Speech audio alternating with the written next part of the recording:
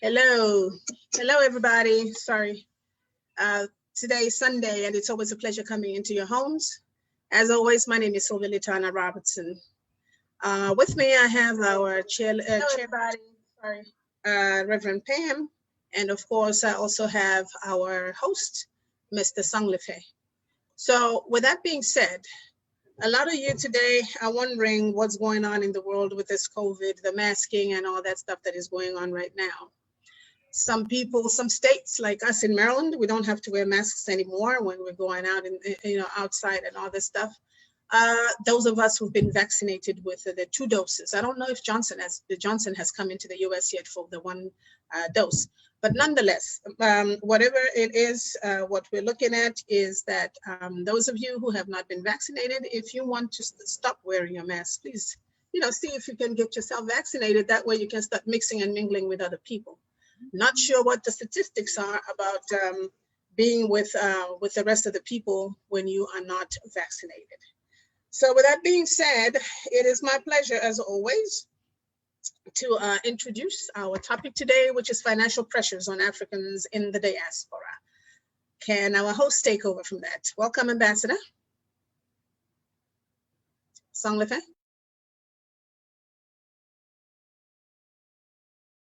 You're muted. You're muted.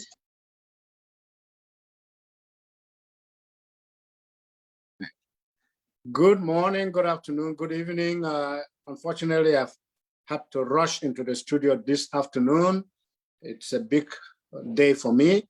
Pentecost Day is a day of resurrection in my family. So that was a year ago on the 31st of May.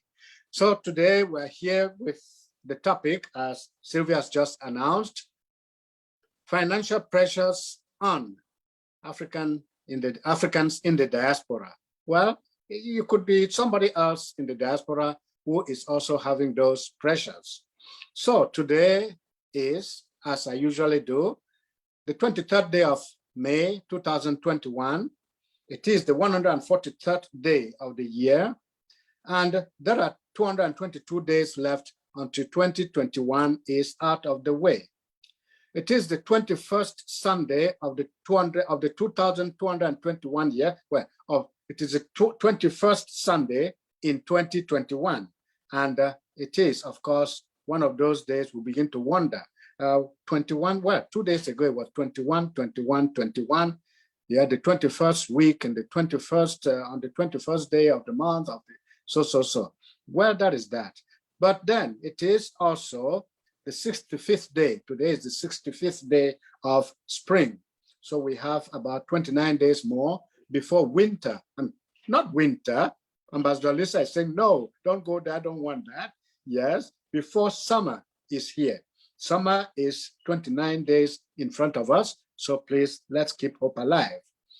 One important thing to take note of today on this 143rd day of 2021 is to remember that, not just to remember, but to appreciate the fact that we can pick up a coin today on the wayside as we move around in the house, and that will multiply our chances of being successful in our lives.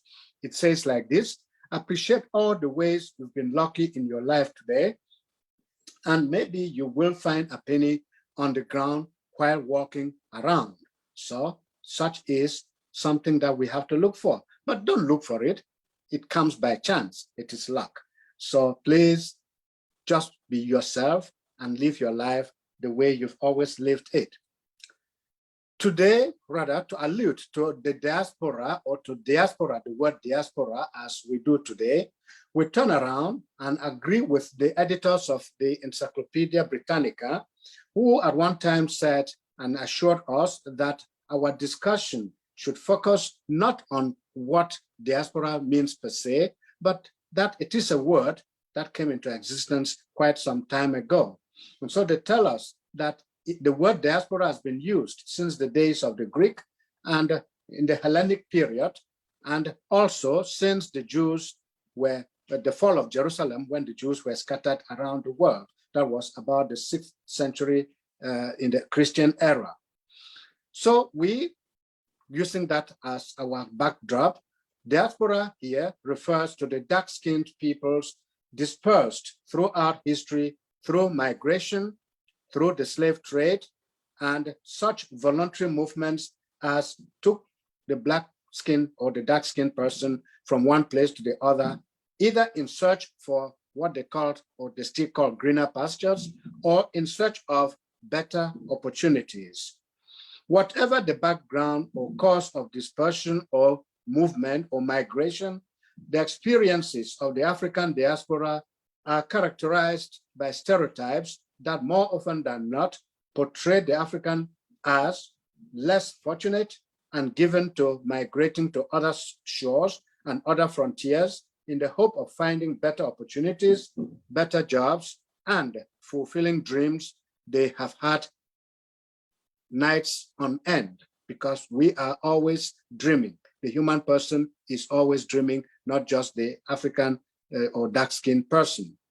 Most of the African diaspora shares a common history, and very often we have dashed hopes, or we find our hopes and dreams, and sometimes they don't come, or they come, we are frustrated, or we achieve what we wanted, and of course we triumph, and then of course we celebrate and say, oh yes, my dream is a good dream. But most of the African diaspora shares a common history and a collective identity that motivates them to stick together and seek common goals, or to part ways and try to do it or make it individually. One of the greatest success stories of the African diaspora is the remittances, which are often sent back either to the country of birth, that is, or country of adoption, or your second home or your third home, but then that is not always what was originally intended. So whatever happens, payment of remittances will help, will be achieved either through, of course, pain, hard work, or just saving that one extra penny that you thought you could have used for something else. Living in the diaspora may look like a dream come true to many. The same is not always true for many of us. Well, the dream of migrating to and living in a foreign country may sooner or later come true, but more often than not, the reality of living abroad may turn out to be sour or just a mixed blessing. Mixed blessings because of the demands, the stresses, and the pressures of adjusting to the reality of life in a new land, demands from relations you left behind at home, and of course, people you left or you collaborated with when you were in the motherland. Are you living in the diaspora? Are you under those pressures? What have been your experiences? What has been your take? What do you do to be able to send something back home, to be able to meet up the demands that are coming from brothers, sisters, cousins, aunts, you name them? The African has a whole village, not just an individual. And so, what are the pressures we are facing? How are we making it happen? Let us open the discussion, and I'll go straight to Ambassador Lisa. She lives here, she travels the African continent almost every year, except when COVID is prowling around, but she knows what it means to feel living abroad and being able to look back at the people you left behind. Ambassador Lisa, good afternoon. Good afternoon, everyone. Good morning and good evening, wherever it is that you are watching us from. It is a delight to be back with my brothers and sisters here on Africa Online Media Corporation. Yes, even though I am born an American citizen living here in America, I do also feel the pressures of the financial pressures of living here while I have quite a bit of family back home in 3-4 countries, but mainly in Uganda, where my sons and my daughter-in-laws and my grandchildren are, especially during this COVID season, the pressure and the need, not so much the pressure, but the need to be able to support financially has been tripled. Not that there's not been a need all along, but in the face of COVID, with them having no stimulus package, no help from their government, and most of their jobs shut down, the pressures to help provide just the basics was quite daunting. But the Lord has blessed, and my church has rallied around and stood up for one of my daughter-in-laws who husband died, my son died while she was 2 months away from delivering her 5th child. And my church stepped in and took care of her for a whole year. We committed to her for 6 months. But the love for God's people just transcend past that 6 months, and we were able to carry her for an entire year. And basically, we were able to give her what her salary would have been had she have been working. And just as her job was opening back up and some restrictions were in Uganda, we were coming to the end of that 12 months. So basically, she didn't miss a beat because the Lord provided. And that allowed me and my sisters to be able to extend ourselves to our other children, our other grandkids, to make sure that they at least had food, basic necessities in the house. That is very important. Living together, being each other's keeper is the word, because whatever happens, whether it's your blood relation or not, as long as that relationship exists, we bond with one another. We have to look out for each other, and the Lord will always provide. Sylvia. Yes. Yes, and that is so very true. Taking it a notch higher, having been in the United States for 35 years myself, I have gone home back and forth for several years. I actually, since I came to the United States, I started traveling home in the 2000s, 2001, 2, so forth. So when I'm looking at the topic that we're talking about today, that's the financial pressures on Africans in the diaspora, it is quite heavy. As you know, most of the African countries are thriving on the remittances of the diaspora. I don't have the actual figures or the actual numbers. I didn't do my homework too well on this one this time. That's because I just came out of a 4-hour meeting just now. I actually still left them in the meeting, so my mind is a little bit here, there, and everywhere. But nonetheless, we do have an obligation for those of us who have families back in Africa.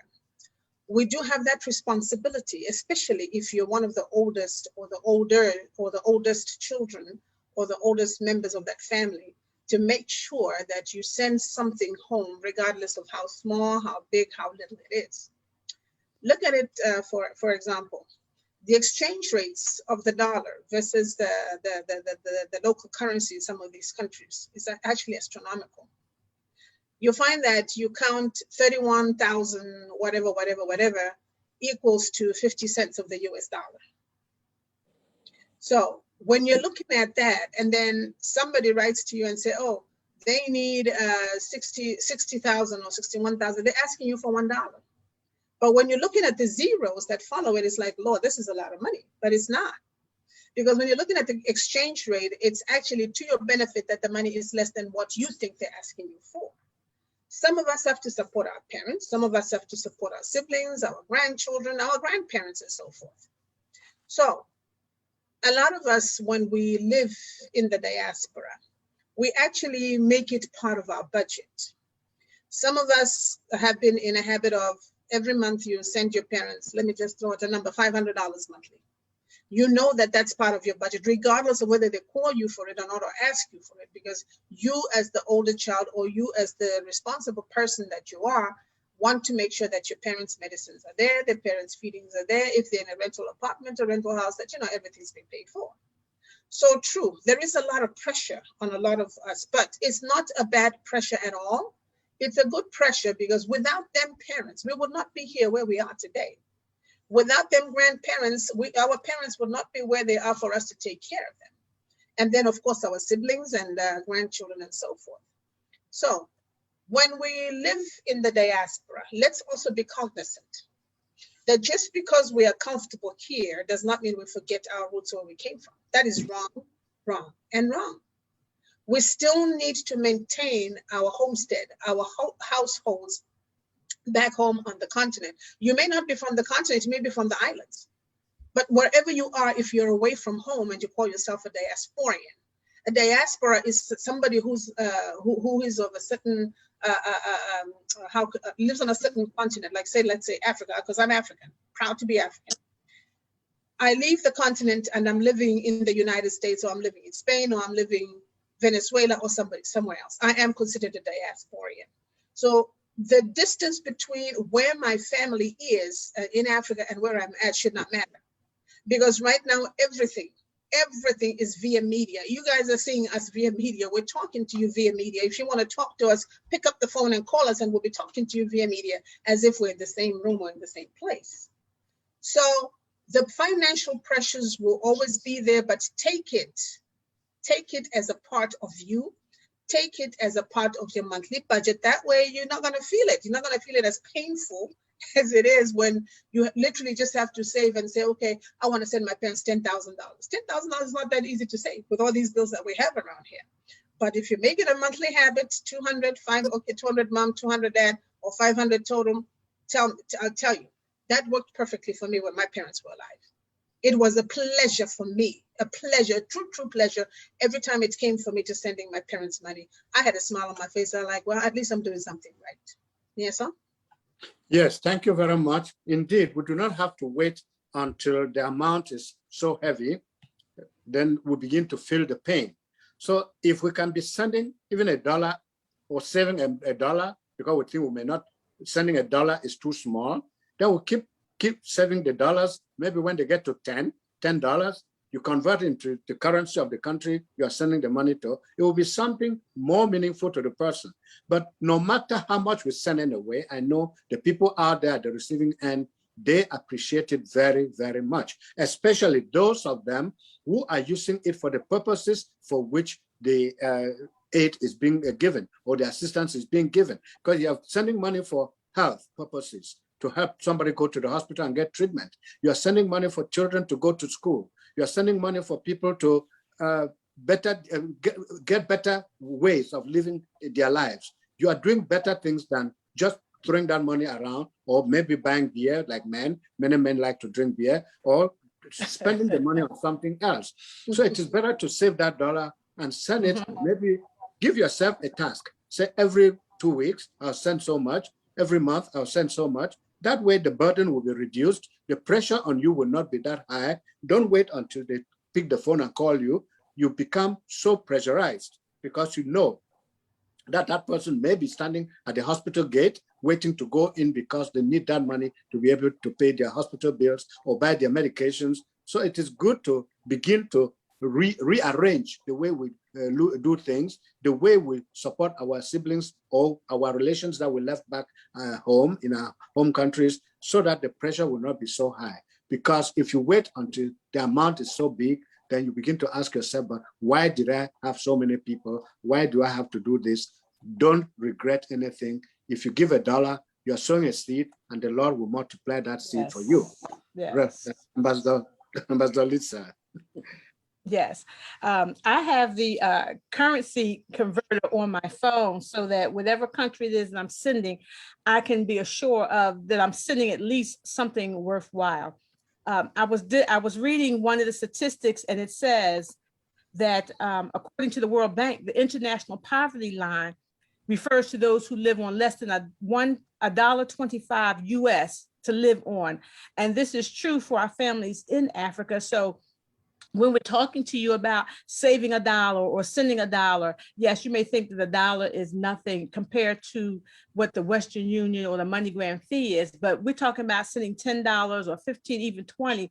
That's a lot of money for them because they live basically day to day. What scripture says, give us today our daily bread, they actually live that principle. We quote it as a scripture, but they actually live that principle. You know, when I first went to Africa, I was surprised because there was no refrigerator, and they didn't even have infrastructure for electricity where I was in Kenya. So here I am thinking that these people should come to the conference with lunch. And of course, it was my first trip. My brother, who had never left his country, didn't know anything about Americans, had no idea of how to even tell me what to expect. So it was very funny how we interacted, and thank God the Lord had sent some white missionaries to be a part of the conference with us. So they had been living in Kenya, they were from America, so they were able to bridge that gap between us. But again, the need for being able to send money back home is it's great. There is no such thing as why these people can't get a job. I hear so many people even say that about Americans who are homeless. And we're talking about people who go to college, because university and college degrees are just the next step in their education. You know, here it's a choice for us, but there it's actually like just part of education. And even the educated with degrees can't get a job. They can't get a decent job to make enough money to take care of families. So it is very, very important that we don't so much see this as a pressure, as Sylvia said, that, you know, budget it into your normal budget so that you are planting seeds. We're seeing to it that our children can go on to school and they can make something of themselves. They can go on to school, and perhaps by the time they finish school, finish their degree or their diploma, things will have changed in their country and they will be able to get a job. So we need to see that as sowing seed, and we know that when we sow a seed, we definitely are going to reap a harvest. So I am excited about the harvest that I'm going to reap from seeing my grandchildren go off to high school and university, and what they're going to do to, you know, for me, not so much for me, but their desire to want to even do something, even when they just draw a little picture. For me, it makes my heart so glad to know that they're even thinking about me in a way that, other than when we're going to ask Jaja for some money, is Jaja going to send some money? Is she going to buy us toys? You know, so just being able to send something every month, twice a month, is a blessing, and we need to really be able to see it as that, and not so much as a burden or a pressure. I like that, Sylvia, how you said it was a pleasure to send your parents back home money, and I can see a pleasure as well. Yes. Ambassador Lisa, let me echo your words. You know, I hear the grandmother in you speaking. You know, as grandparents, right? As grandparents, this is what we thrive on, and this is what let me speak for me. I live for my grandkids, and I'm very proud to say that. I'm telling you, it is easier for me to give $1,000 to my grandchild than it is to give to my own kids today. Let me put it out there. If my daughter came today and says, "Mom, I need you to loan me $1,000," I'll tell her I don't have it. As soon as my grandson or my granddaughter says, "Grandma, I saw a shoe for $1,500," I say, "Let's go get it.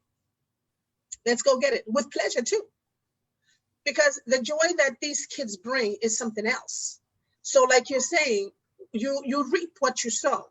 Mm-hmm. So if you're planting, for those of you who are not Christians, when we're talking about planting a seed, we're not literally talking about planting a seed outside, you know, in the soil and then watering it and then it's a metaphoric way of saying, when you give, or when you abundantly, your heart is full of abundance and you're always giving, you don't expect to be gifted back by the people that you're helping or the people that you're giving to.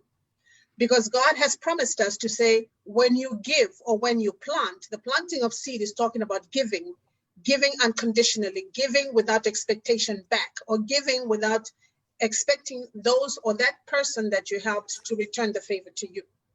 God himself returns the favor unto you, because with your remittances that you are sending to Africa, trust me, they go a long, long way. Long way. $10, I'm telling you, can feed a family of 4, 2 or 3 good meals a day. Yes.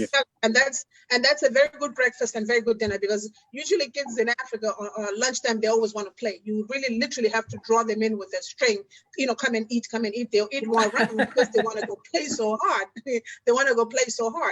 But what I'm saying is, the investment that we're making in our children or into our families in Africa, trust me, it's going to pay off. Right now, there are a lot of organizations that I'm not going to mention any, because I'm not trying to self-promote or anything on here.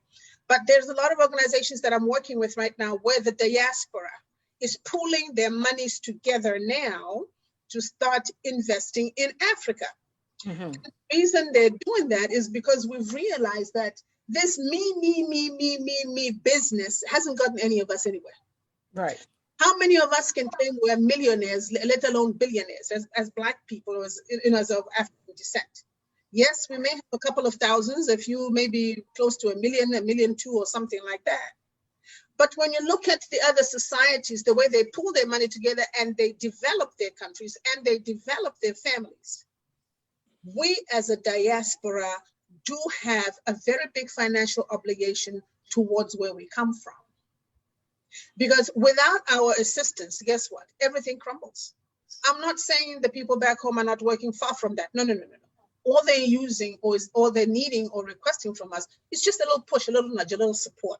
If my sister is making, let's say $250 a month, right? And she's in Africa.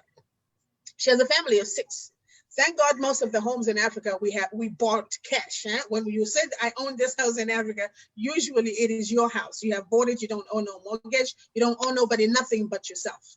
All right. So let's hypothetically say my sister is making $250 a month and I supplement and pay her give her $50 a month. What do you think that does? That expands her budget, right? That even starts to eliminate or ease up her payments of her debt if she has any. Yes. Let alone just taking care of the immediate, Yes. my nieces, my nephews, my grandnieces, grandnephews, and if we have parents, even our parents. You see what I'm saying? So those of you who are here, I implore you as a mother, I implore you as a sister, I implore you as a grandmother more so.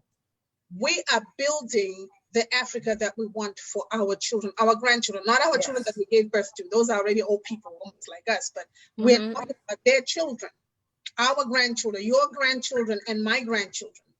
We are developing these continents for them.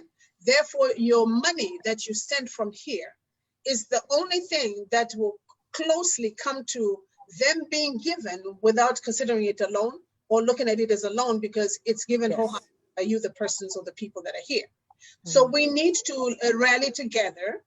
Yes, we have our individual families that we take care of, I agree. But guess what? We need to start now doing the infrastructure development. And we can only do that by giving ourselves this financial obligation of sending this money back home. Yes, sir? Thank you very much. I saw Reverend Palm careening the car around someplace. Yes. No, our chair is a busy lady. So I don't know if she's able to weigh in at this time. Yes, I can speak briefly. Hello. Come on our team. You guys are amazing. You guys rock. And I won't be able to speak much today because my daughter is graduating. So, but I want to just appreciate you guys. Yeah, and just weigh in briefly on this week's topic. Sister Batista might be zooming in from Ghana. She will need 2 minutes to say something, but I am just, this topic is something that affects all of us. You know, our brother Shay Brown, the comedian, was making fun that once you arrive in the US, your people start calling you. Some people is every day, some people is every week. They're asking you for money because they feel like there's a money tree here. They don't understand what people go through. There are a lot of jobs that African diasporas, they do that they will not do back home. For example, cab driving, you know, chauffeuring back home is not a prestigious job, but here a lot of Africans do that to survive. Now they do Lyft and Uber, you know, and then even when you tell people you are doing security job here, some of them may be thinking that it's security like in national security or like with the police, but they don't know it's what we call watch night or watch day.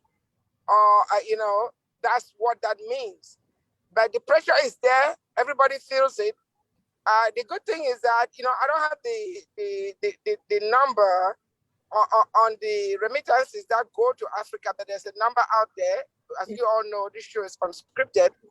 But a lot of, I'll give you an example. In Cameroon, there's a university city that is 80% diaspora money. You know, so in spite of everything that is going on back home, even with safety and security, Africa's diasporas still send money back home, a lot of money, because we're emotionally attached to our motherland. And I don't think it will ever end. A lot of people will never go back to go retire back home. But if you see the mansions that they have back home, they don't even have those kind of, or the equivalent here in the United States or in the diaspora. But why? Why go put money in your village and build a castle that you may never live in, or you just visit once every year or once every 2 years? It's the emotional connection. If your umbilical cord was buried back there, you are tied to it. It doesn't matter how bad things have gotten.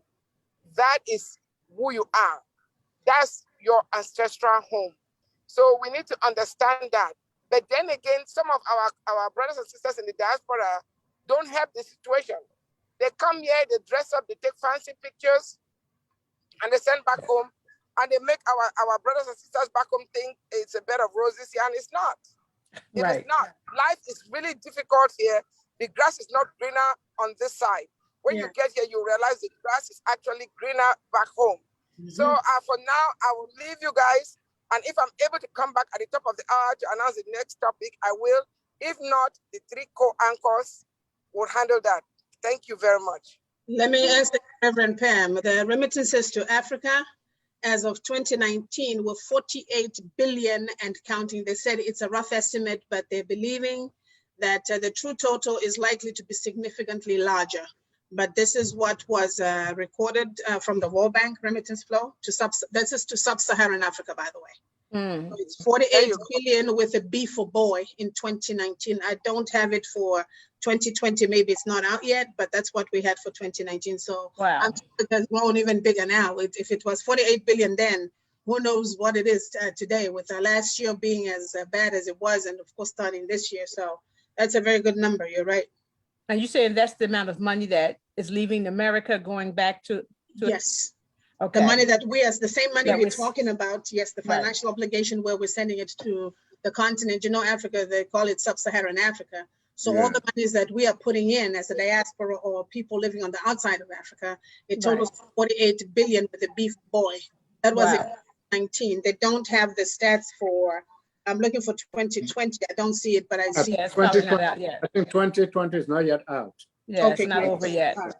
Even with our family in Africa who do have jobs, who do go to work every single day, they work longer hours than we do. They work 6 and 7 days a week. It is likely, and it is very possible, that they will not even get paid their salary at the end of their month. I have a son who went to work every single day. He made $75, $50 a month, and his job would not pay him. And he worked for an American company. They would give him maybe $75, $50. There was always another reason why he would get his money later. And when you only get paid once a month and you're only getting paid half your salary, you're borrowing money just to make sure that your family eats. And by the time you do get your salary, you owe it all out to the people that you've loaned it to. Yes. So we're only saying these things and we're sharing these things so that you who are watching and listening, if you don't have a very good understanding of why we send money back home, or why someone is calling and asking you to send money back home, or especially those of us, now that we have social media, people are meeting on Facebook and they're meeting on different social sites, and the first thing they ask you for is financial help. Call you mom or auntie, and can you send me $1? Can you send me this? It's not always a scheme. I would tell my story about my first experience with my brother, who I love the very ground that he walks. I love him to life, and I fight a devil for that one. But he started out, he actually set the standard for me for dealing with Africans on social media, because he never asked me for a thing the entire first year. And it wasn't until I got there and saw with my very eyes the situation in which he and his family lived in, that I told him, not one day better go by that those children have not eaten. Not 3 and 4 days, and then you finally decide to ask me. Not one day better go by that those children have not eaten that you don't call and tell me. And sometimes he still does it after 15, 16 years. The Lord will prompt me and let me, you got money home? Is the kids eating? And he'll say, well, no, we haven't eaten in a couple of days. Let me go get some money to you. But the situation, if you've never been, I'm speaking to all my brothers and sisters who have relationships with Africans online, who have not actually been to the continent to see their living conditions, to meet them personally, have not walked in their shoes. It's not always a scam. Find somebody that you can talk to, somebody that you can network with, someone that you trust, who you can, get real answers from. A lot of people begin to tell me that once I went to Africa, they had no problem sending money, because now they had somebody that they knew and trust, that they were going to do the right thing with the money. So when they call and ask me, what should I do? What am I looking for? What are the signs? I can actually tell them from some personal experience.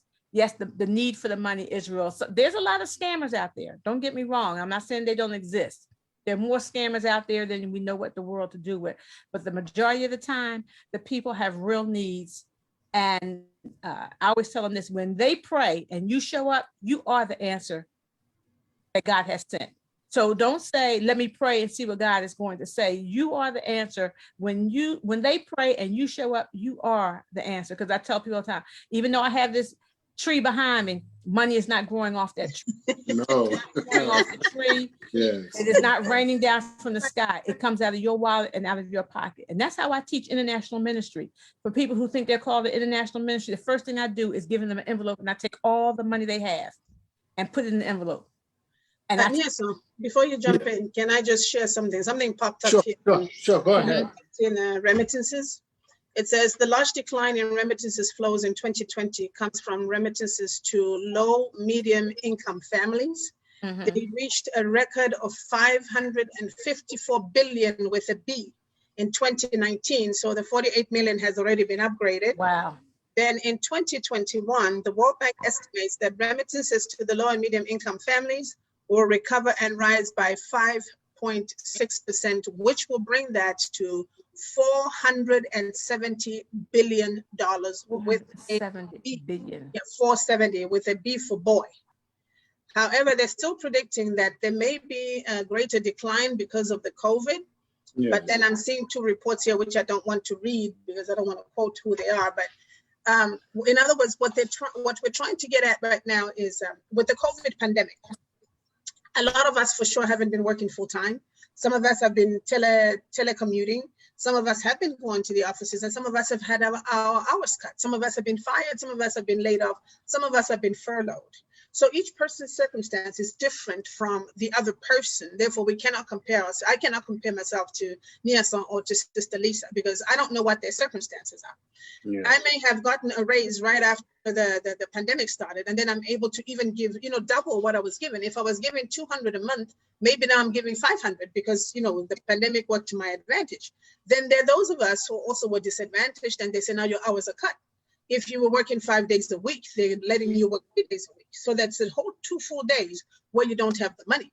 But our people back home, like Sister Lisa says, they don't understand that when things are bad there, sometimes things are bad for us here too. The tree that she mentioned behind, she metaphorically spoke, but it's the truth.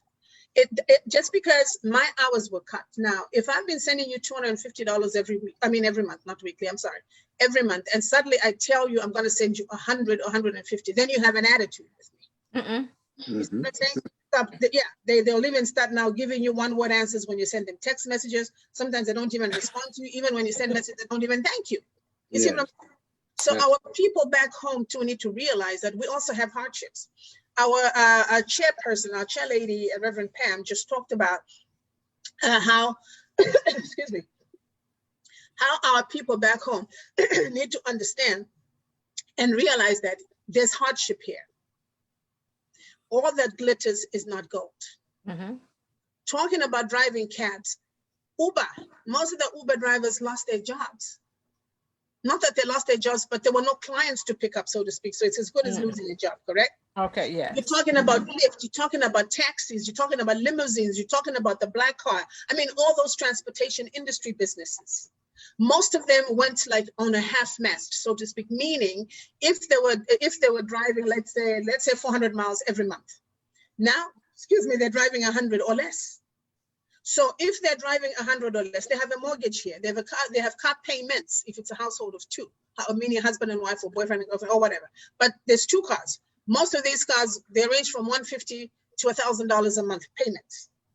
Don't talk about insurance. You're talking about your electrical bill, your water bill, your house bill. I mean, every bill, you're eating, your clothes. Our people back home, as much as we love them and we want to indulge with them, like I said, you have to give it with joy. But our people back home too need to also understand that when times are rough here, they also should empathize or sympathize with us and, just work with us so that we also don't get discouraged by pushing forward so that, we can continue to give the little that we can. Or when times change, and which we're hoping they're changing now that the masks are coming off. I hear some offices are opening up and some businesses are back to normal. DC, Maryland, Virginia, that's what I heard. I haven't been out there myself. I'm too chicken, but I'm sure one of these days I'll be out there to see the truth. So Our people back home, we love you and we give you whatever it is that we can. Yes. When we don't give you what your expectations are, don't be upset with us. Just be grateful that we can share the little that we have with you, because you are family. We love you and we'll always be together no matter what. Yes, sir? Indeed, indeed, indeed. We love you and we want to always be there to help. But then one of the things Reverend Pam alluded to is the wrong impression some of us who come abroad have created back in our respective homes. So you go home, you pretend to have so much, whereas you have spent 1 year working to go home, saving to go home. You go home with that big packet and you give the wrong impression to people that you are super rich. Then when you get back and they start calling you, you go dead, you don't answer them anymore. You've left that wrong impression. You've made it difficult for other people who are also abroad. When they come home, they're looking up to you to provide as much as the other person did. So I always tell people the fingers are not the same length. So please don't compare the thumb to the middle finger or to any other finger, because they are not the same. So one of the things that our people in the diaspora do is to create that wrong impression and then give the people back home the expectation. And that is where the idea that money grows on trees comes from, because the first people who came created such wrong impressions that the other people, when they come and don't do the same, the other people begin to wonder, but X came and did this, why can Y not do the same? So people should learn to know that fingers are not the same. The other thing I wanted to talk about, which I believe we can also focus on, is why do we have to build those mansions back home? We're not living in them. They may not be yielding us any benefits, but we build those structures and live back behind, and then we're out here struggling to make sure that we keep life together, struggling to make sure that we put food on the table here. The best thing is to live your moderate life, go home. Maybe you want a place where you can come and live in when you retire or when you're on visit, rather than building castles that you will never live in because you're out here, and your people back home will not maintain them for you. Or if they do, they take all the benefits that come into themselves, and you become the granary that will eventually dry up when the house starts falling apart and nobody is maintaining it for you. So let us not create wrong impressions. Those of us in the diaspora, let us live moderate, decent lives, go home and live the right impressions.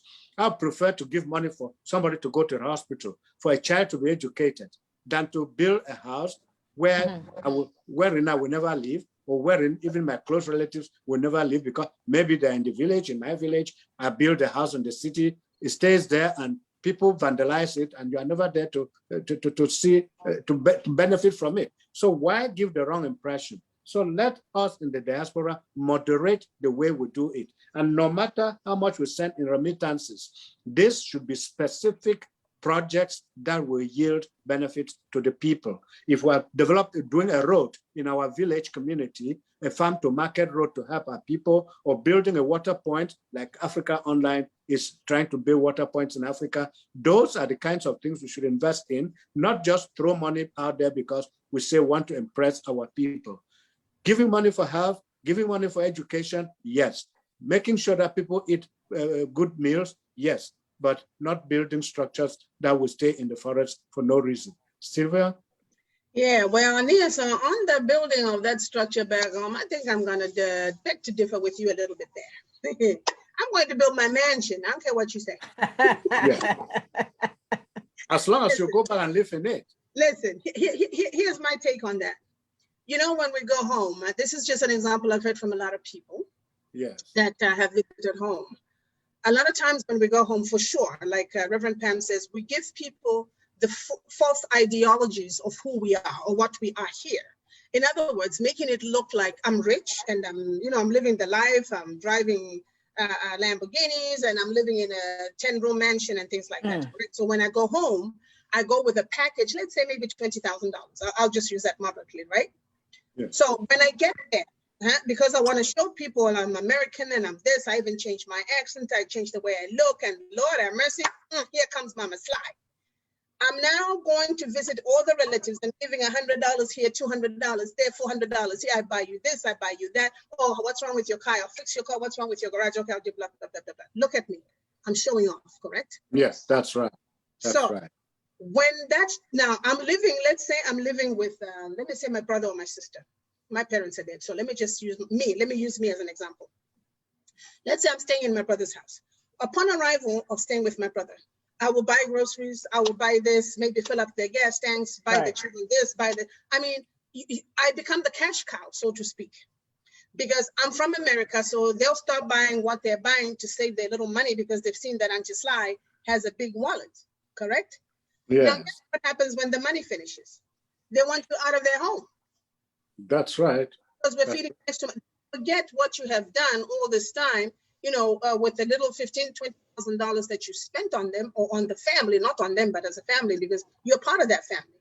So when I build my home, it may not be a mansion like you rightly said, but I need to have an abode that I call my own, so that when I don't want to be bothered with my people or with my grandchildren, my sisters, whoever, I have a quiet place for myself. Why should I live in a hotel in my own country? Mm-hmm. This is my motherland. This is my soil. This is me. I own this land. I own this country. So by buying or building those homes, sometimes, my brother, it's for a peace of mind. Let's say, for example, right now, I go back home to Africa. I want to invite you and your wife and Sister Lisa and her husband and Sister Pam. Where am I going to put you guys at? Exactly. Those hotels are just as expensive as here. Believe it or not, Africa now has also woken up. Our hotels are not as cheap as they used to be before. They're almost competitive to the Marriott's here, about $150 a room, or $89 if it's on a special, or $79 if it's on a special. But if I have that home, that 5, 6, 7 bedroom home, it's paid for. It's my house, right? And maybe I have a car or 2 cars there. So anytime that you guys, you don't have to be from Zambia to come and visit Zambia. No, you may say, Sylvia, I've never been to Zambia, or Sister Lisa, I know you go to Uganda. Why don't you and I and my wife and, you know, we go to Zambia, from there we go to Uganda. If you call me and say, Sister Sylvia, whether I'm there or not, if I have a home, I'll tell you, go to my sister's house at house number so-and-so, or meet my sister at her office. She's got the keys for the house. Guess what? You have your freedom. That's number one. You have the house. There's a maid there that will cook for you. There's a driver and there's a car that will drive you around. So you're not depending on anybody. Because every time you go home and you depend on your family, there's a certain friction. I don't want to use the word animosity, but there's a certain discomfort that, you know, comes between you two, or you and your siblings, because you're not producing the money that you came with. The money has dried out. So I always encourage people, build your own home. It doesn't have to be a mansion, like you said. That one I'll agree with you. It does not have to be a mansion. It can be a 2-bedroom, 3-bedroom. I mean, whatever your comfort is or whatever your pocket can afford. You build that house for yourself. You take your key, which is my key with here. If Sister Lisa wants to go to my house, I'll say, Sister Lisa, come to Maryland, get the keys. This is the address. The driver will pick you up, go home. She's okay. She doesn't have to stay with my siblings because she doesn't know my siblings. So on that one, brother, that is my take. So residences still have to go home. We still have to build our homes, still have to buy our cars. We still have to be comfortable when we go back home to Africa, where we don't become dependent on our parents, our old aging parents, or on our siblings that already have an overload of their own family issues or problems and things like that. Sister Lisa, yes, wait a minute. I think we have Ashioma online. Yes, Sister Ashioma, can you unmute yourself, please? We're talking about financial pressure on Africans. She did momentarily. Okay, welcome to the show. And hi, everyone. Hello. Sorry, I'm a little busy on my end here, so I'll just listen in if you don't mind. Okay. Oh, all right. Okay, for now she's just listening. Yes. Okay. So, yes, Sister Sylvia, I mean, yes, co-host Sylvia, my take was not that we should not build at all. Build a house where you can come on holiday and live. Yes. But don't build castles because you want to impress the villagers. Gotcha. Yes. I know that there are some who go and build those things not because they want to live in them, not because they want to give them out for rent because there will be no takers, but because they just want to leave the impression that, oh, they are in the diaspora, they have it, and they can do what they like. Build for development purposes, provide roads, provide water points. Exactly. Those are kinds of things I would like to see people do. But have a house of your own where when you go, like you said, you feel independent, you feel safe, you feel at your own peace, because you know you want the kind of thing, the kind of life that you live here is the kind of life you want to live when you go out there. So have your self-equipped house and go for it, but don't build to impress the community. That is what I was talking about. Agreed. I agree with you, my brother. Batista, you're online. Would you like to weigh Yes. in on financial pressures on Africans in the And diaspora? she's calling all the way from the continent. So Yes, Sister come on, Batista, come on, sister. welcome. Wonderful. Come Welcome. on in. Thank you so much. Good evening. Good evening. Good evening It's and glad welcome. to be here. I hope everyone is well. Yes. We are. We are doing fine. It's a great topic we are discussing again today. Like it has been, people in the diaspora get so much pressure coming from the countries from which they migrated from. And usually I look at it from two angles. One, it appears for now we still need to do a lot of work when it comes to the African continent, because when someone moves, let's say up west to Europe, Asia, or to the America, we perceive that person to be well-to-do. Okay, so because that concept is still there and we assume the person is sitting on gold, perhaps the gold rather exists in Africa, that mindset is what causes people to put so much pressure on them. So it makes us believe that person is making so much.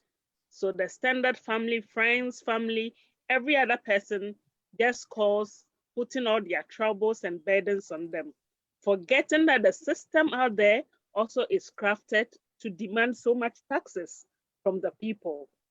Unlike in Africa, where to some extent, people may have that meager room to be able to manage their ways around. It doesn't usually happen when you are out there. So that is one angle at which people in Africa would be putting so much pressure from their friends, colleagues, or family members in the diaspora. And another angle we could look at it could still be much more of the inferiority complex. People still feel once you are out there, the grass is always greener at that side. Mm-hmm. So once the grass is greener at that side and you have access to the pounds, the dollars, the exchange rates differentials, they look at it, then it becomes a big issue for us to put pressure on them. But truth be told, there is so much wealth in Africa. Africa is not poor. The challenge of Africa is leadership. So that if we get good leaders who are able to help us manage the resources that is available to us, the issue of overdependence on our friends, family, and colleagues outside should come to an end. Because whilst you are working, you should be able to make ends meet. And in Africa here, we have so much that is available. Natural resources in its abundance. So our ability to have access to and demand these things should be able to cause us not to depend so much on people outside. But unfortunately, this hasn't been the situation. So it's a very interesting topic we are discussing. So it helps us appreciate that when people are outside, these things causes so much stress at some point to them. And because of the stress level, it makes some of them even want to cut off at some point from family or friends, because every other person calls and they feel, please weigh in this. Can you support me with this? Can you do that with that? And when the stress level becomes so much for them to bear, they start cutting out on the family and friends. But as it is, nobody can actually be an island, because at some point you would still need friends and family to be there for you. So family is still everything, but our appreciation of the fact that when the person gets there, he has his own life to lead, becomes a very interesting topic for us to look at. Thank Ambassador you. Lisa, yes, okay, thank you. But don't go away, Ambassador Lisa. Yes. You go ahead with your take. Well, I don't have a home in Africa, but I wholeheartedly agree about building homes that you're not actually going to live in right now. If you're not going to be renting it out, or your family cannot stay there to kind of be the, to maintain it, then what are you doing besides showing off? And that is giving the wrong impression. I'm blessed, with 9 sons in Uganda. So I never stay in a hotel when I'm in Uganda or Kenya. I stay in a hotel in Kenya, but unless I'm taking my pastor and I'm taking my family from church, then I stay in a hotel. But I'm blessed. The Lord promised that I would not have to ever buy property because I would have property in every country. But if you're planning to go back home, this is the time to be building a home. This is the time while you're working in the diaspora, where you're saving money to be preparing for your old age when you want to retire. But you need to be able to prepare and retire, and it has to be feasible. It cannot be a home just sitting there, like you said, sitting there doing nothing. People are vandalizing it. I've been in Nigeria and seeing them build houses, but they only have so much money, so they can only do so much. So they buy all the materials and they leave that material sitting at the property, waiting until they get more money. But by the time they get more money, the people have come along and they've stolen the cement, they've stolen the wood. And I'm like, and these people are not even home to even know, or they're not even here to see that. So I'm in full agreement with both of you, but I said also, we must be wise in how we do it. Build within your financial limits, build with a intention of being a help and not a hindrance. Because when you're showing off, when you're trying to impress people that you got it all going on, or that we've got it all going on here in America, then you're lying and you're living a lie. And a lie is very hard to keep up. So let's not just do it in the first place. Let's just be honest and just do what we can do. That's right. Let me just chime in there for a minute. Mm-hmm. Yeah, go ahead. I think there's a saying that says, don't continue giving them a fish, but give them a fishing rod, right? How does it go again? Don't teach people how, don't give them a fish to eat. Teach them how to fish. How to fish. And forever. So, with that being, thank you for that saying. I can never get it right. But with that being said, my point is this: as much as we're sending all these remittances home, yes, we are building homes. Yes, Niasong, you are very right. Infrastructure development should have been one of our biggest assets, or one of our biggest asks for us to do as diasporians. Like we're talking about Boho 55, right? Yeah. Where our organization, African Online Media, should be concentrating on, so that we provide fresh water to our people. Now, let's say, for example, if these remittances we were sending, we had gotten it into some kind of a business that is now giving us a feedback, a ROI, like they say, return on our investment. Wouldn't that have been a better idea for us, so that we don't keep feeding our people the same $10 a month and things like that? We also need to start educating our people about how to get into businesses. Yes. These SMEs, the small medium enterprises, are very, very fruitful. Supposing you have an aunt or somebody who's selling at the market. Let's say, for example, they sell tomatoes. I mean, that's the easiest thing, because what tomatoes are. They're selling tomatoes, and her initial investment is $150. Her investment that she's selling, or his investment that he was selling. You, as a diasporian, like we said, every month you're able to send $200 home, right? If you give her that $200 and say, put this into the tomato business, guess what happens? She almost doubles what she initially invested, which was the $150. So you're giving her now $350, which she will now increase her sales, her production of purchase, so to speak. And even when she's selling now, she's selling even more. Mm-hmm. So do you think, honestly, she'll come back tomorrow and say, send me another $10? No, she won't. No. As a matter of fact, she will be telling you, for now, don't send me any more money, because I have a sister that did that. I've now made a lot of money from what you have been sending. Yeah. So now, can we now help brother so and so? You see what I'm saying? Mm-hmm. So with that small $200, to us it's $200. These weaves we wear $1,500, $2,000. Huh? You know that. Like some of us will ask and say, if you go into my closet or your closet, some of you ladies, I can challenge you. We still have clothes with tags on it, and some of our with tags on it. Hmm? So we can invest at least even half of that money, or even a quarter of that money. If I'm paying $3,000 for a week, right? I take that $3,000 and split it maybe 4 or 5 ways. 500, 500, 500, 500. Okay, you start your tomato business. Okay, you're starting your nail salon. I'm going to buy you blah, blah, blah, blah equipment for your nail salon. Or what do you want to do, a garage? Okay, I'm buying you the first, tool set for your garage, so that, you start. Do you honestly think our people will keep coming back to us? No. No. When the business fails here and there, they may ask for a little bit of help, but on the ordinary, on the norm of a lifestyle, they will be too proud because they'll be always talking about, oh, my brother Nielsen sent me $500 for this business, I cannot fail. Oh, my sister, Mama Lisa sent me this $500, I cannot fail. Sister Sly sent me this. You see, there's that pride of saying I have been assisted, and there's that pride of saying I have to grow this business. So if we start thinking in that way, instead of always thinking gigantuan to say we have to save $10,000. Yes, some projects are like that, yes. But I'm talking about the immediate need of the fish metaphor, where, you know, don't give them fish, but give them a fishing rod so that they Teach them how to fish. Yeah, they've done how to fish and they can feed themselves tomorrow. So looking at that, my request to other people is let's build our people home. We're at the top of the hour. It's 5 o'clock right now. Niazon? Yes, thank you for that. It's at top of the hour, and Reverend Pam, I think, is not able to chime in, but no problem. We will continue the program probably even without the anthem, since she's not there. But one thing I wanted to say before I go next to the next thing is, if our people back in the continent can trust us as we trust them by sending them the money, by investing that money. I know in my part of Africa, people are not honest enough. You send them the money, they use it for something else, and tomorrow they're still asking you for money to do it. That is correct. So one of the things we encourage people to do is work in cooperatives, join together as cooperatives, and then run cooperatives so that they invest the money together. They are all accountable for how the money is used, and then they share the dividends as time goes on. Not a question of giving to one person who pockets it and every day is knocking at your door again. So those are some of the inconveniences we're having.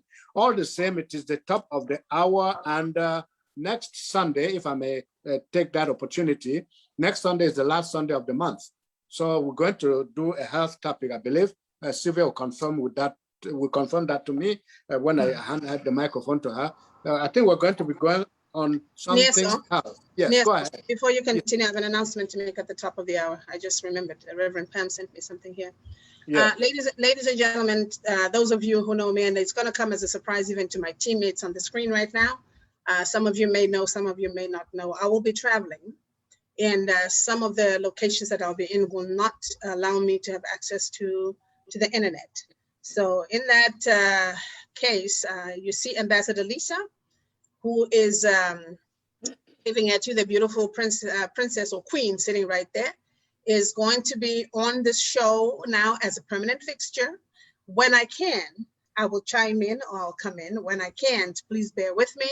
Whenever I'm in the country again, I will try and join our meetings. As you know, I am the president of Africa Online Media Corporation, so I would still love to be and see my people. Of course, we shall be meeting, I'm sure, maybe in the highway, flyway up there. You may be going that way, going that way, and I see you and we wave at each other.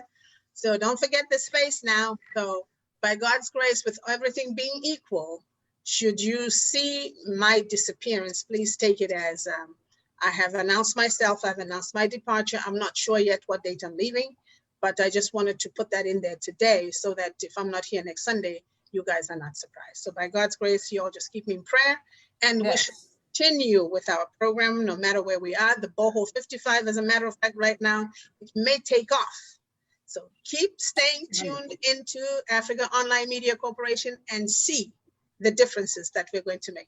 God bless us all. Yes, sir? And I will remember not to call you another name. I will always remember that the name is Sylvia and nothing else. So please, I'll remember that. That being said, next Sunday, as I was saying, is the last Sunday of the month. It's going to be the 30th, actually, I think. Is it the 29th or the 30th of the month? 30th. So let me look at my calendar. 30th, I think. It's going to be the 30th of May. So it's going to be the 30th. And our topic next week is going to be health, mental illness. How does it affect us? How does it impact Africa and Africans? What can we do to create awareness around it so that we all know that mental health, mental illness is not like in my part of Africa, they think that it is due to witchcraft. It is not witchcraft. It is because of something in the physical body that is not right. So please prepare yourselves for that for next week, mental health, mental illness on the continent. That said, Ambassador Lisa, over to you at this point. Yes, what we were talking about, investing and the small, well, I forgot what the word is, the micro loans. I spend a lot of time in Africa observing. I'm very busy when I'm there, but I spend a lot of time observing. And as Sylvia was saying about, the one person selling tomatoes, you'll find that there'll be 50 people selling tomatoes and 50 people selling bananas. People sewing the same dress. So I feel like my assignment is, how can I help you, especially if you're related to me, especially if I have a relationship with you, how can I help what it is that you're doing to be different from everybody else? I say to my sisters, if you're sewing and your next door neighbor is sewing and one down the street is sewing, what is it going to be different about your sewing that's going to make people come to you as opposed to just going to the lady who's right next door? So I spend quite a bit of time trying to disciple or trying to educate and train them to be able to do something a little different. And it does take us going home with ideals, because if they've never left the continent, they've never left their village or their city or their town, they don't know anything different. So it takes us to come over with our ideals of how to make your sewing different, how to, everybody, when I first went to Kenya, everybody was carrying baby washcloths, for wiping their sweat. And I was like, all the pastors' wives are carrying the same washcloth. Let me bring over some lace the next time and make the little nice lace handkerchiefs that I carry here in my country. So now so my sister is now able to sew something that's different than what everybody else is doing. So we want to be able to help them do something different with what it is that they are doing. My daughter-in-law has now started a business because we were able to financially help her, not just take care of her and the children. She was able to be a blessing to some people as well while they were doing the pandemic, and she was able to open a little shop. So we're very proud of the fact that she did not just eat up all the money, and we need to teach them how to save as well. Yes, $10 may be all that you have, and $10 is exactly what you need to be able to feed your children breakfast and lunch for 2 days. But when we're teaching you how to tithe, teaching you how to give and how to save as well, that's one of the things that we're very big on. 10% tithe, 10% offering, and then 10% you pay yourself. If you're working and bringing home money and you're paying it all out, what is the purpose of working for? You've got to learn to be able to put something aside for yourself that you do not touch, pretend it's not there. It's just not part of your budget, because there is going to come a time when, like this pandemic hit, that you may not be able to work and you need to have a little nest egg for yourself.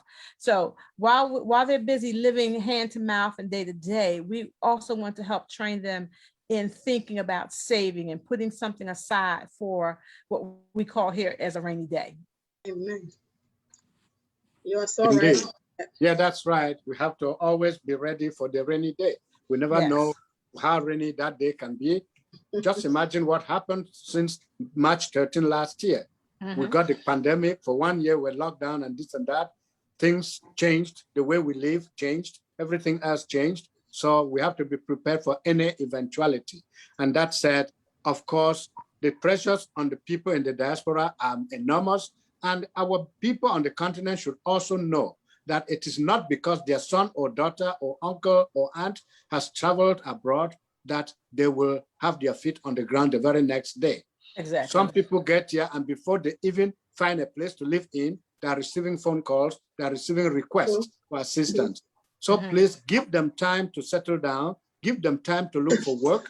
And some of them come here and spend 6 months without finding a job, because you don't just come from your country and start working in America, except you want to go into something menial, something that back in your country you will not do.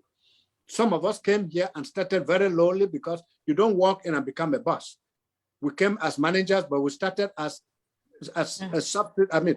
aides to be able to grow. So you have to give your people, when they come over, time to have their feet on the ground so that their roots are on the ground before they can start to show you the seeds that they're growing.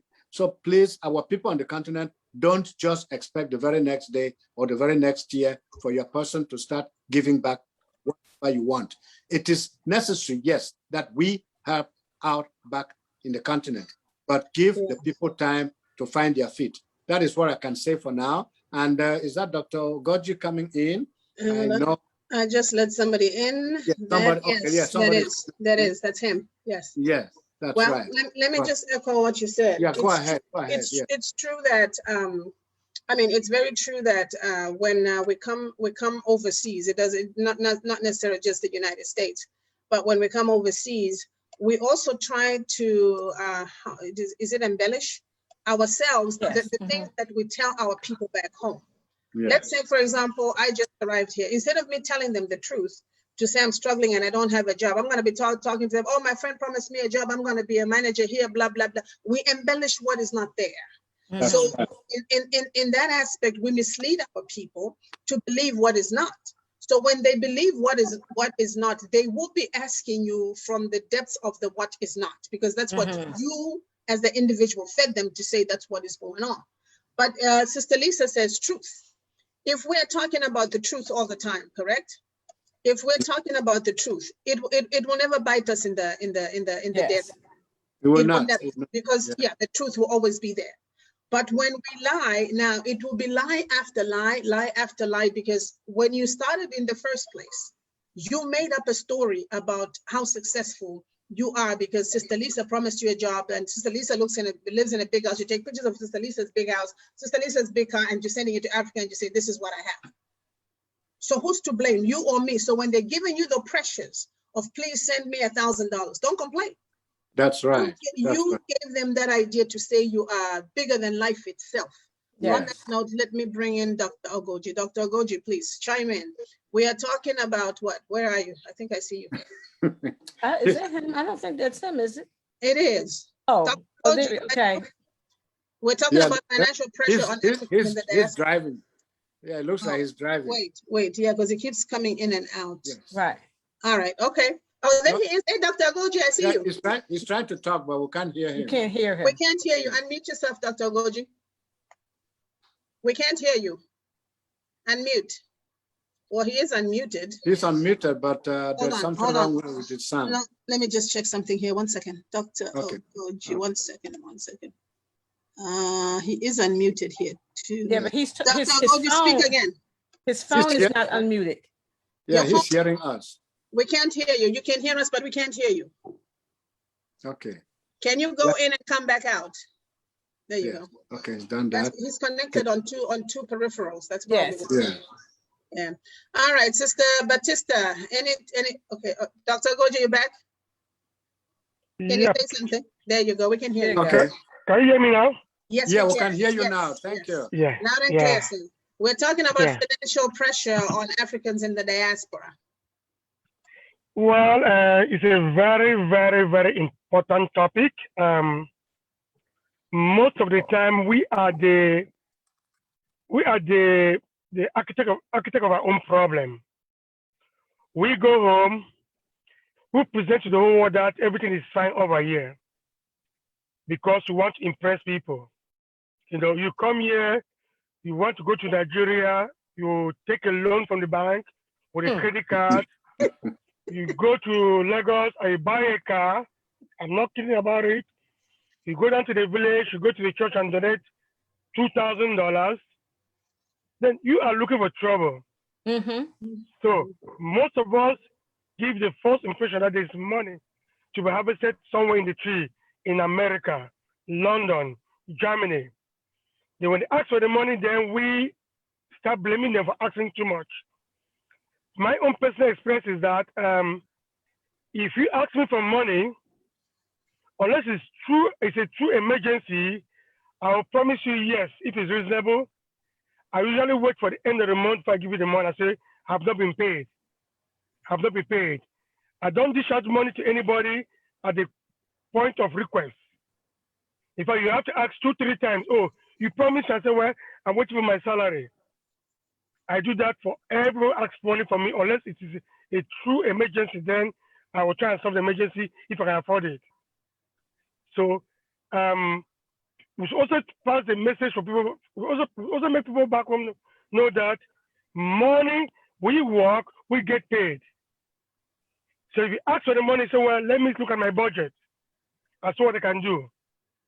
Then when you go home personally, You come to me, please, doctor, I say, well, I came home 3 weeks ago. I have a budget.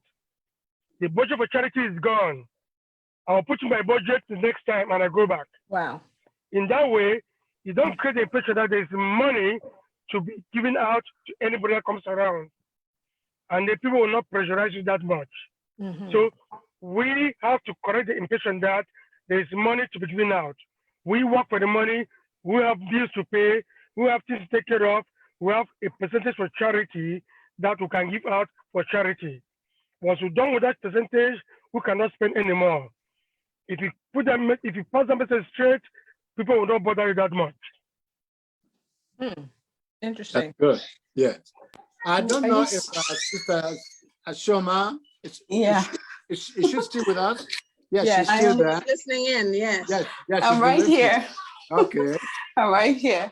Yeah, absolutely love this topic. It's an interesting one. There's a lot of pressure on us here in the diaspora. And that is because I think, permit me to say, I think our people back home honestly feel that, we have it all rosy here, regardless of even when we tell them the true situation of things as it were. And sometimes even when we send them help monetarily, I want to say that there's so much wealth in Africa. At the same time, there's so much suffering. And sometimes some of our people, they live above their means. I think it's kind of like the African mentality that, you have to show off, both back home and here in the diaspora. Joanna, I'm on the call, please. I'm sorry. Okay. That's called mommy duties. Yes. Yeah, I have never taken a loan to go to Africa. I've never done those things that Dr. Ogoji is saying that people do. I was actually surprised to hear that. But, wow. You're back. So I'm gonna let you finish your comment. Go ahead. Yeah, a lot of us do that. Even here in the diaspora, we want to live large. We want to live big, bigger than we are. We are not, most of us throw away humility that we come from, or that we came with to the diaspora, and we just want to live the life and feel this is the life, and which is not the case. So we find out we do it here and we do it back home. And then some of us back home, we ask for the money, we don't use it wisely. They lavish it, and then they keep asking and asking and asking, not minding that you have your own life to live, you have your own responsibilities. I, for one, I've been here for more than 10 years. It's just my experience. And many a times my husband walks out of home, out of the city we live in. So I'm saddled with the responsibility of being with our kids to bring them up. And I mean, this is the reason why we even left back home. We are here to give our families the best that we can.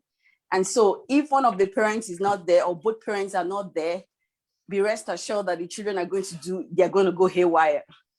And for the most part, I haven't particularly, worked per se. And I have a hard time communicating this to families back home, asking for help time and time again. And sometimes they feel, you just don't want to help. And that's not the case. You truly, honestly want to, but sometimes your hands are tied. And sometimes you even make that sacrifice. They just lavish it because they know they can come and ask again. And because they know that, you have that compassion to find a way to meet their needs. That's so right. we actually all need to change our mindset, both back at home and here in the diaspora, and know that, look, life is larger than all, money, and I don't know, that's just what I think. Life is bigger than all that.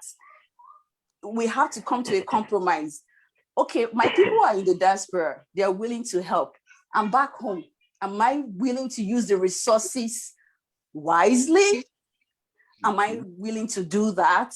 Or am I just going to keep depending on, friends and family in the diaspora without, regards to the fact that they have their own responsibilities.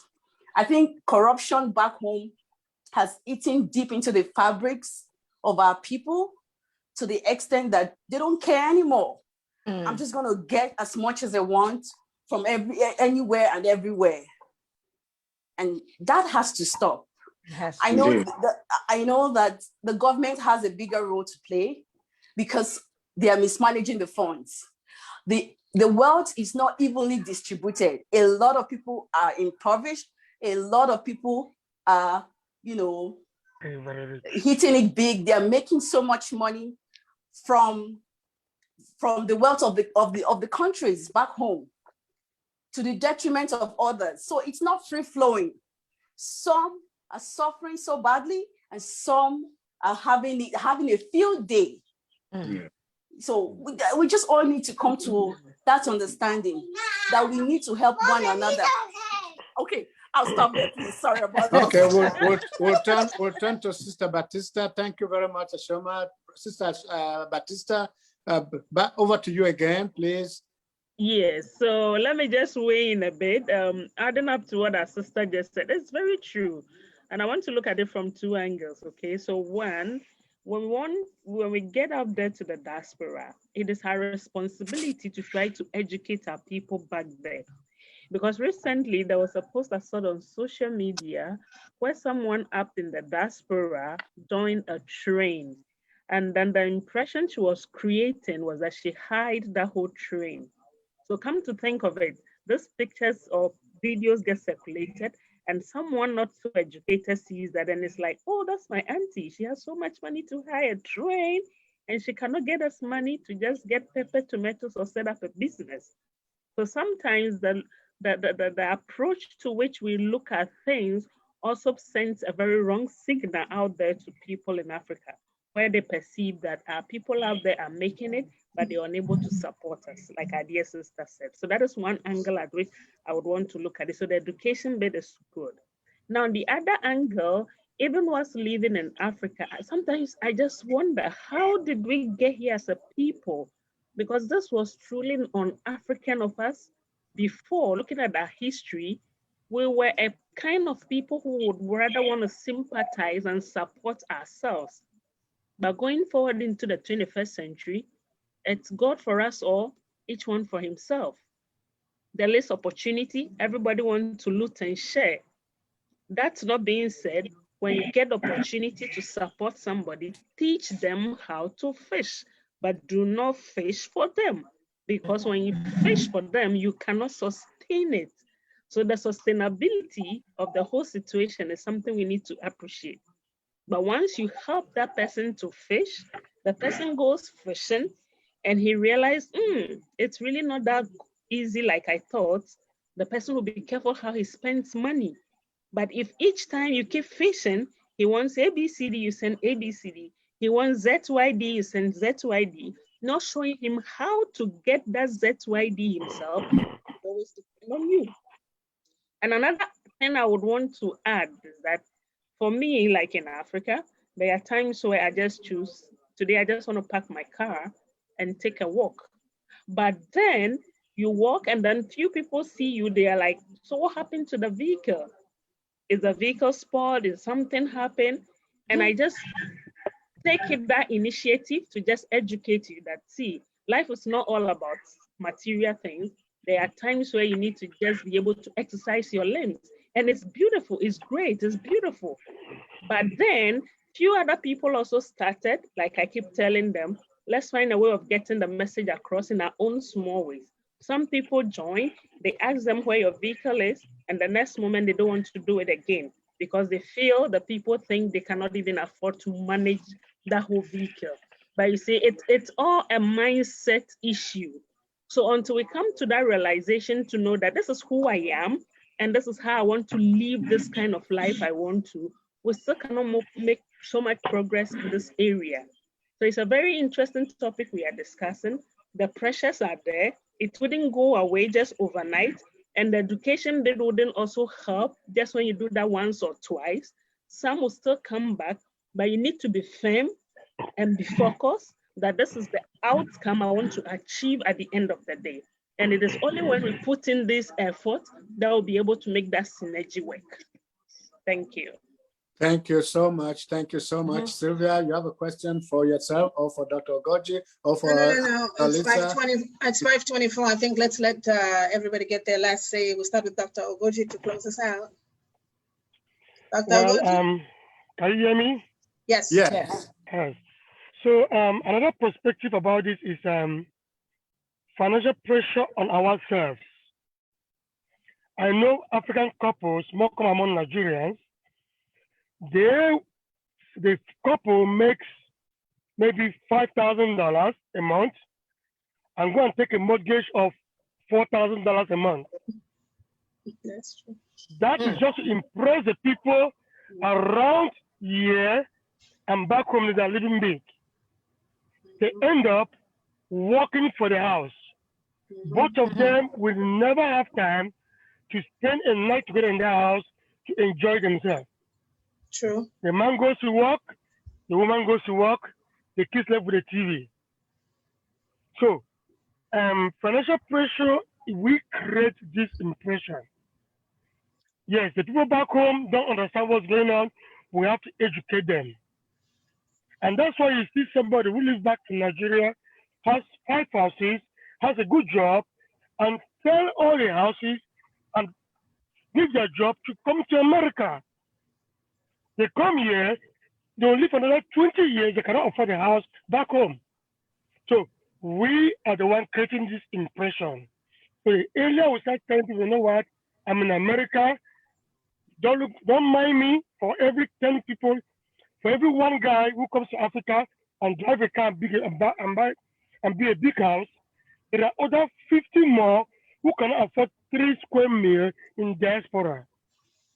So it's not always green out there. Leave us alone and pass the number and let's live our life. And if we give you something, please manage it and try to live your life equally. Thank you. Thank you very much. Over now to Mr. Shoma, your last word, if the children can let you. If not, okay, she's there, she's unmuted. Yes? Yeah, Your last word, please. Yeah, so I just want to say we all have to come to an understanding. We all have to try and live within our means, both in the diaspora and back home. Yes, back home, you know, they need a lot of help. As much as we can, let's help them and let them help us as well, understanding our situation. Thank you. Thank you very much. Sister Batista, please, your last word on this topic. Yes, please. So for people in Africa to understand the situation of our brothers and sisters in the diaspora, you need to talk about it. If we need to help somebody, the person needs to understand your situation. If you don't talk about it, there is no way the person would appreciate what you go through. So the education is good. The communication comes in so many varied ways that we would want them to appreciate that this is what it is. So that not being said, for us also in the diaspora is good. Cutting our coat to our sizes is good. But in the bid to do that, we should also remember that at some point you may want to go back home. And if that becomes something to live by, then you may at some point want to decide that gradually, I want to help build that something that is sustainable out there. And the sustainability building of these projects and things would always have to start from a budget.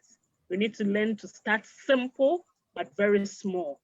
So that once you start simple and small, you build it up and then you get it working. But just as Rome was not built in a day, don't think about building lavish infrastructures and you want to begin in just a week and in a month, that flash building should be put up. Those are the things that make people in some of these African countries or perhaps our families think that you have so much. So why don't you pull it up in trenches? Look at it in short-term goals and plan it all up as a project management approach. You look at it in phases, then that way they could appreciate that this person is just like us, perhaps he's working harder than we may be doing here. So that if I also want to get to that level, I need to put in more hard work. So like my mom will always say, hard work never kills. So work hard at what you want, plan to get it done, work at it, and then gradually you would be there. So thank you so much. It's a very great topic we are discussing. The onus lies on both of us in the diaspora and those of us back home also in Africa as well. That mutual collaboration is very important to help us achieve that synergy. If not, once we do not communicate, people in Africa will still be putting the pressure. And once the pressure keeps coming and you're unable to absorb, you cut off your ties. And for how long would you want to run away?